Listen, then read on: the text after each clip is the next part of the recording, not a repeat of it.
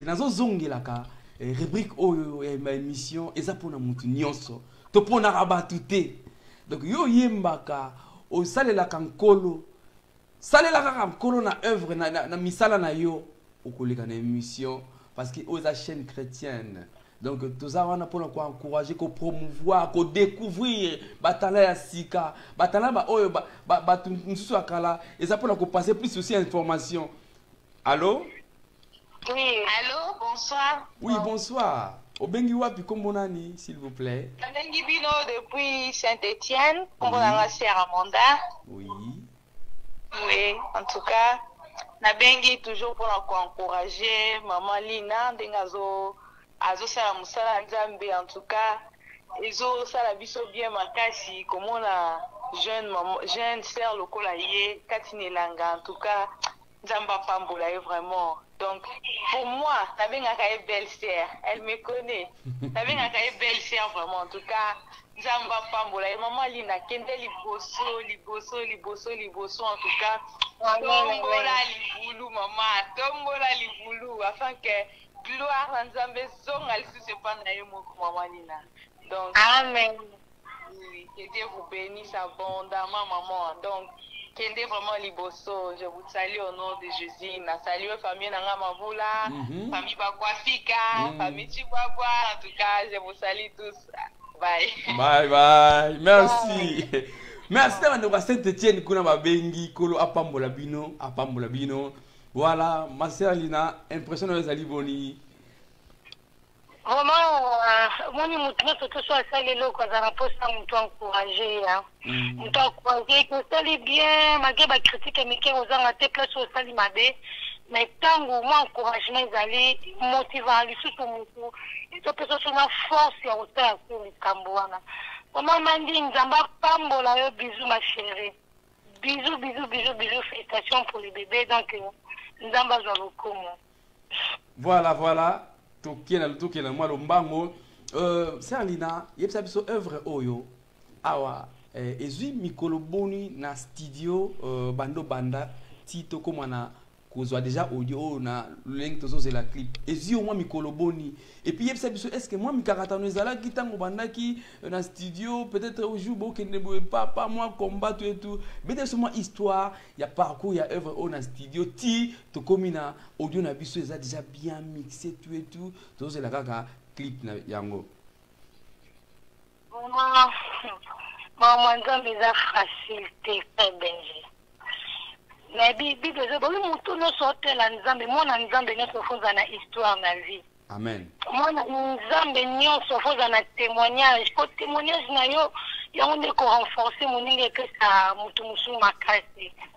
Vraiment frère Benji c'est pas facile bandaki koyemba na koti studio nga mona oloba j'avais pas de problème ni dans mon couple non nazaki mpenza tranquille mais ntango na koti kaka makambo ya studio na bandi koyemba namoni oyo ya ngai vraiment namoni oyo ya nga famille na nga bato bayebi nga donc na perdaki espoir nakomi so motu nyonso kaka oyo toyebani tosola bien na explike ye na bandi studio na sentiment oui je vais servir l'éternel na koti studio tour à livoso na bandi koyemba motu mosusu na studio nazalaki na frère moko mine eshide ye pa yembaka ayebisi nga bi yo ozoyemba yo bokoma yembela nzambe natali ekam na seki c'est bien mais oyebikela makambo ya nzambe okokutana na bitumba mosusu peti na wana okutana ngo te natali kaka nazwi mo kobanga mo boye kati na ngai natali nazwi kobanga mes frères Benji après cela je vécu des choses terribles histoire eza molai maintenant okendeka en détail nakutana makambo ya pasi nazalaki koprépare studio mpona continue ntango kaka makambo wana eleki nazongi na ndako après na mois de janvier baotindela nga courrier moko makambo ya mokanda babotolinga mokanda c'est quand on est en Europe tosala nzambe so mokanda eza te tout est bloqué. Amen. tout est bloqué. Vous avez aide, moi, quand vous dépendre, mobile, il faut foutre un d'accord, il faut équiper bien combien, il faut appeler la famille, tout ce donc, naïbisio frère Benji, Naza qui sont gaïtés. Nabin Zambé. Mais que le bien que tu mettras la différence à ce que tu serves, à ce que tu ne serves pas. Mais moi, je te crains. C'est qui m'a ramené sur la vie, Seigneur. Maintenant, c'est ton temps, je vais te servir de tout mon âme et tout. Mais pourquoi? Et pourquoi on a comme on a battu? Donc, il a coûté une maman qu'on a ébiché au frère Benji. J'étais désespéré. Mais au cas studio, aux hommes qui ont été on peut s'en prendre au studio. Bon, on faut faire la mastering. Bon, on faut faire la boule. Bon, donc, j'arrive plus. Même mon mari, donc, à Zosta la côte, il faut foutre un dakou. Donc, on a coûté un problème. On a coûté un problème à Kassim. Quand les a été pendant 2 ans, on dirait que tu n'as côté sur un problème. Nous avons des démarches, nous sommes au salon, on a quelques courriers, mon continent qui ose la réponse, on peut poser sur la géo négative. Nous sommes au salon négative. Mais, nous ne pouvons pas rassurer dans mon. La Bible nous dit, même si la bénédiction de l'Éternel attend la caresse, ça accomplira certainement. Des fois, nous avons dit, Seigneur, pourquoi tout ça, ça m'arrive? Pourquoi? Pourquoi tout ça, ça m'arrive? Moi, je te sers, Seigneur. On dirait que tout ça, les mariages, on dirait qu'il y a des problèmes. Moi, pendant que tu as un foyer dans le mariage. Mais le cas, tu as qui va 24, tu as qui va dans Nzambé, Nzamba qui au sol à grâce. Nous comme ça, qui semble dans l'église, on a même chose, Sambeli Nzamba la qui sur année où on a besoin de Nzamba, année au 2019, et si la tenue Nzamba, je le mukanda. Frère Benji, nous comment dit le 31 décembre, la salle est en Abissi Nzambé, Nabi Seigneur, Bible dit Nabiso, on y a surtout, tout ce qu'on a combo na yo, et puis sous kaka pour nous reconquistama. Nabando tunanga nani no kabatolo baki na like ogolongi sanga na zwa bazon sila mkana na 2019 mais jusqu'à ce que tu connais le 31 décembre 2019 nous avons tout comme 15 heures Eric et aussi la ngato comme 2020 za mkanda te ngabi OK donc ngai na ki ko yembela baka mokili na pona kiyo tala ka kuyo moni. Mais nous avons toujours ma casse. Attends, la vie nous semble la tête. L'autre mois, nous avons la prière. Attends, nous avons la mobile, nous avons il me soutient toujours, malgré les problèmes et tout ça. Il me soutient, il me dit non, tout ça va aller tout. Nous avons aussi la grâce. Donc, comme le 31 décembre, vers 16h, avocate Nanga Benina. Madame Toko, félicitations, Madame Basile, on a réussi aux yeux papier. Donc c'était pour voir que la Bible ne peut pas jouer à Atari Pombola, Nzambé, ils ont donc ils ont encore la Nzela il y a 2 heures. Nzela 2 heures, Valé Abaka, au Coco Tombo, on a Valé Abaka, ils s'est pour nous sortir les carreaux. Et ils ont Nzela au thé que Moutazo les capots, Atika la Kuna Bela. Donc c'était un peu ça. Mon âge est belé. Mais c'était un peu ça, on a montré que le beau quand Nzambé n'a pas moyen d'engager. Yango moni, tant on a un bakin Nzambé on a dit aux Nzamba finangai, aux Nzamba bas situation nyoso, quelles que soient les conditions de ma vie, quel que soit qu'aux Nzamba mukanda tonini, j'étais toujours la première à servir Dieu. Au moment opportunité n'a pas pas de voiture, pas ni n'a pas train, tout ça là, nous avons toujours premier au ciel Nzambé. Yango, tout persévérer. C'était vraiment témoignage on a coûté nango ba moment ya pleurs ba moment ba mutu mususu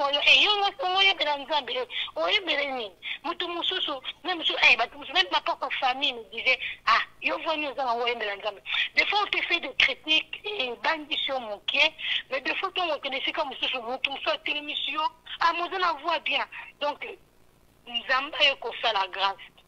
Oui, voici, je bénis Dieu parce que nous sommes ambassadeurs à l'Ibosso, nous allons à Kamalam.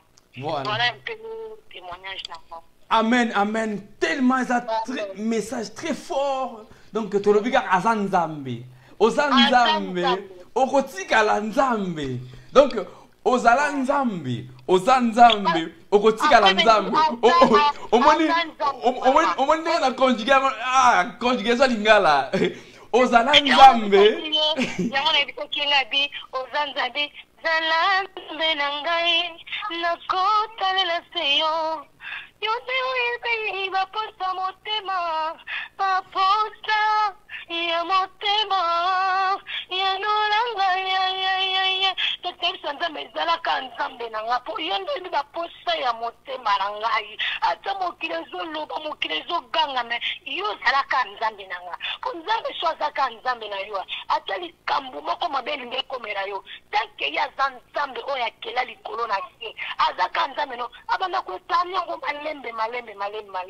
C'est pour cela c'est une beloko mona peuple de Dieu bien aimé nyonso oyo nzambe asalaka mabe nyonso oyo ekomela biso nzambe azala nango au courant. Même si quand nous lisons la Bible, la histoire, il y a Job. La Bible dit que Satan s'en a coûté dans Job. Ils ont battu au monde de Job. Parce que yo tout n'a Job pour pamboler na bomengo tout ça y est so pambola Job. Nzamba ko pesa Job abi na si Satan a pris yo les zones nyoso même limité. Mais malheur nous sous et comme la Bible dit le malheur atteint souvent le geste mais le Seigneur l'en délivre toujours. Et ça va circonstance nous sous et comme la Bible ça ka kindo kité. Et ça peut nzamba permettre ngo pour aller dans l'ennemi marche ni yo ko tambola na po témoigner nzambe. Vraiment on a eu ça nzambe azala ka nzambe na ona otaila e ko yende ayi ba poso motema na biso na mutu nyonso olanda biso en ligne ndenge kana ebiselo moko nzambe azala nzambe na yo po ye nde baposa motema na yo ye nde ayebi kolela na yo moto mokili te nzambe nde yesu nde